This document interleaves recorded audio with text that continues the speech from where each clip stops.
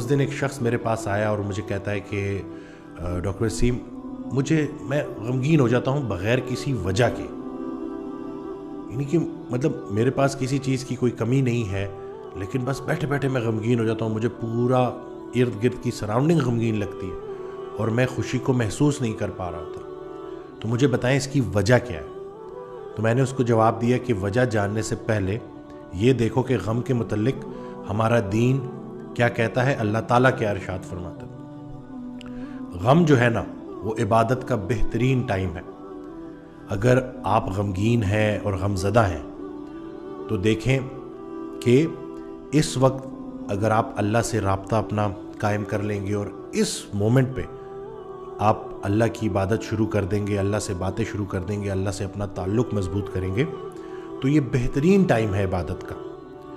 وہ خوشی یا وہ راحت جو تمہیں سلا رہی ہے اس سے وہ غم بہتر ہے جو تمہیں جگا رہا ہے، وہ اذیت بہتر ہے جو تمہیں جگا رہی ہے۔ تو غم نہ بڑا کچھ سکھاتا ہے آپ کو، غم سے گھبرانا نہیں ہوتا، غم کو ریڈ کرنا ہوتا ہے۔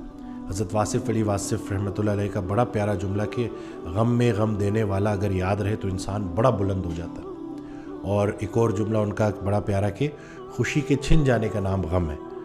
آپ کا کیس میں ٹھیک ہے کہ آپ کے پاس اللہ کا دیا سب کچھ ہے، لیکن دیکھیں کہ کہیں کوئی بہت ضروری چیز آپ سے مس تو نہیں ہو گئی، کہیں ایسا تو نہیں ہے کہ اتنی نعمتوں کا انبار آپ کے اوپر ہے کہ کہیں اللہ کے ذکر سے تو آپ غافل نہیں ہو گئے۔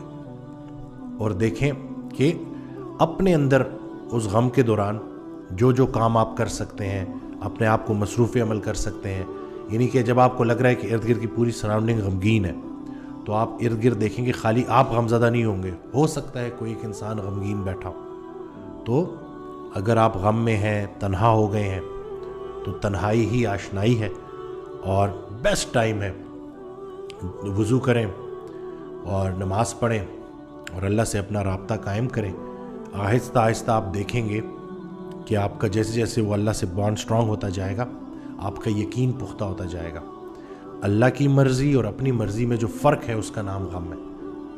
تو بعض اوقات انسان جو ہے نا وہ سگنل کیچ نہیں کر پا رہا ہوتا، اللہ کی طرف سے جو سگنل ہوتے ہیں، تو پھر اللہ غم دے کے اپنے قریب کر لیتا ہے۔ تو یہ اللہ کے قریب کرنے کا شارٹ کورس ہے غم۔ تو آپ جیسے جیسے غم میں کو ریڈ کرنا شروع کریں گے، اللہ کو یاد کرنا شروع کریں گے، تو پھر یقین جانے کہ ایک وقت آئے گا کہ آپ بھی یہی جملہ بولیں گے کہ جسے میں اپنا بدترین دور سمجھ رہا تھا وہ بہترین دور کا آغاز تھا۔ تو دل کی دنیا جب آباد ہو رہی ہوتی ہے نا تو غم سے گزارا جاتا ہے۔ مجھے ایک شخص ملا، اس نے مجھے یہ کہا کہ میرے اوپر نا شدید غم آ گیا، تو میں نے ایک بزرگ تھے ان کو کال ملائی اور میں نے کہا کہ حضرت مجھے بہت زیادہ غم آ گیا۔ تو انہوں نے جواب دیا کہ بیٹا ایسا لگتا ہے تجھے کسی کی دعا لگ گئی ہے، کیونکہ یہ جو غم ہے نا، یہ جو مشکل وقت ہوتا ہے یا جو یہ غم ہے، یہ آپ کو وہ باتیں سکھا جاتا ہے اور وہ چیزیں بتا جاتا ہے، زندگی کا وہ سبق یاد کرا جاتا ہے جو خوشی میں آپ کو نہیں مل سکتا۔